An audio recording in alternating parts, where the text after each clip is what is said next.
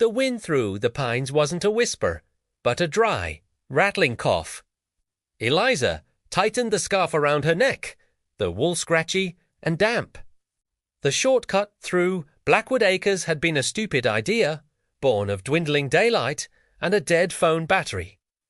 The developer's signs, promising luxury, living amidst nature, were now bleached and peppered with shotgun pellets, leading only to the skeletal frames of 3 identical houses. It was the third one that drew her eye.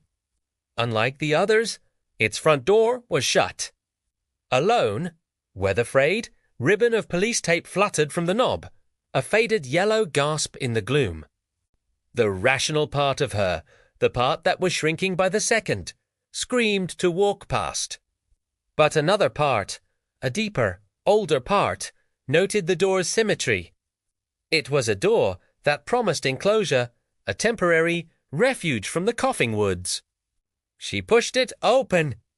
The inside was a cave of shadows, smelling of sawdust, wet plaster, and something else a coppery tongue, faint but persistent. Moonlight bled through empty window frames, painting silver rectangles on the plywood floor. It was better than the woods. She sank into a dusty corner, hugging her knees, listening to the wind mock the house's empty sockets. She must have dozed. A sound jerked her awake, not the wind.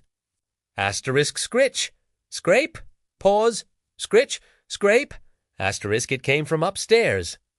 A deliberate, dragging sound. A tool, an animal. Something with weight. Her voice was a brittle thing, shattering in the vast, empty space. The scraping stopped.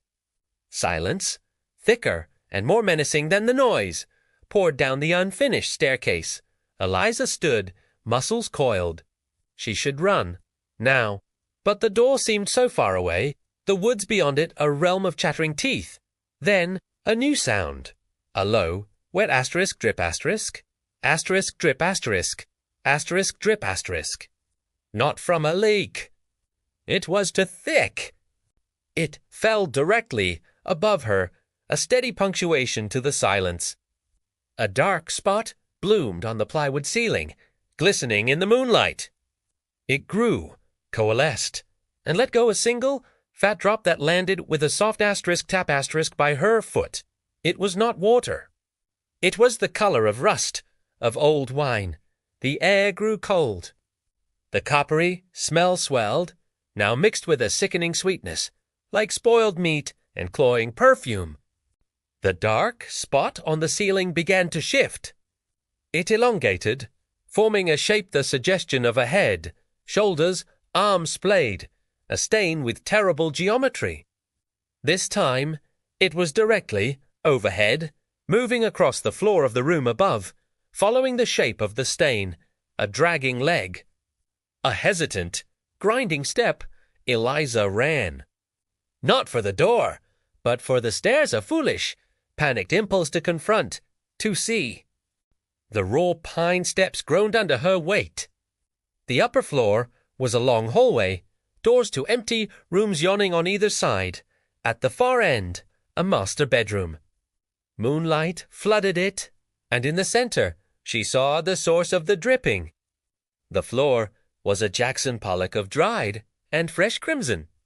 And in the middle of it, a figure was crouched, its back to her. It wore the tattered remains of a floral sundress. Its hair was long, matted with dark glue. It was dragging something, a bone-handled carving, knife back and forth, across the floorboards. The asterisk scritch-scrape asterisk. As if sensing her, it stopped.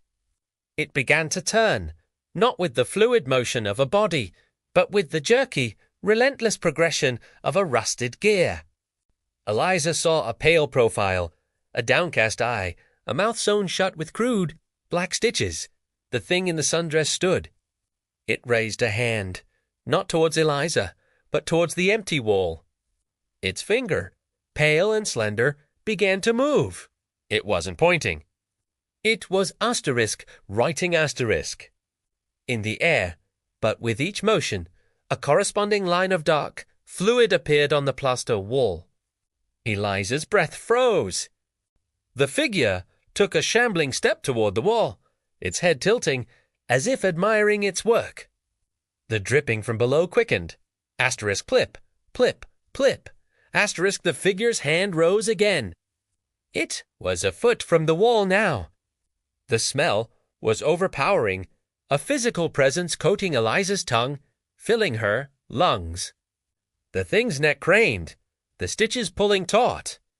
It slowly, so slowly, began to turn its head to look over its shoulder at Eliza.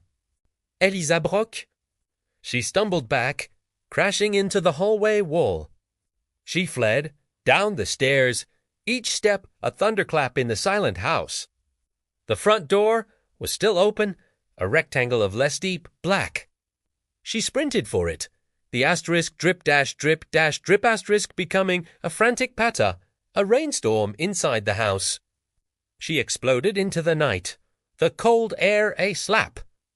She didn't stop, running until her lungs were fire, and the pines thinned, giving way to the friendly glow of streetlights on the main road. She collapsed on a bus bench, sobbing with relief. A police car found her an hour later. She babbled about the house, the figure, the writing. The officer, a weary man with kind eyes, listened patiently. Blackwood Acres, he sighed, flipping his notebook closed. That's the old Sweeney property. Nasty business. Henry Sweeney found his wife, Eleanor, in the bedroom. She'd written help on the wall in her own. Well, he killed her, then himself. The developers never could finish that particular unit. Nuisance complaints lights, sounds. Kids, probably. He drove her home. The normality of her apartment, the hum of the fridge, the glow of the digital clock was a bomb. It was a story now. A traumatic encounter, yes, but just a story. She took a scalding shower, washing away the smell of sawdust and that sweet, rotten perfume. Wrapped in a clean towel, she went to fog the mirror with her breath. The steam cleared. There, written not in steam, but in a faint, pinkish residue that beaded on the glass, was a single word. Eliza's blood turned to ice. She spun, staring at her empty bathroom. The extractor fan hummed. A drip fell from the tap into the basin. Her eyes were drawn to the shower wall. The tiles were slick with condensation. And as she watched, a single, clear trickle of water began its slow descent. It didn't run straight. It meandered, tracing a deliberate, vertical path down the white ceramic. Then, another drip, from the ceiling above her. It landed on her shoulder. Not warm, like shower water. Cold. She looked up. Inzes Moot, white plaster of ceiling a stain was spreading. It was the color of rust, of old wine.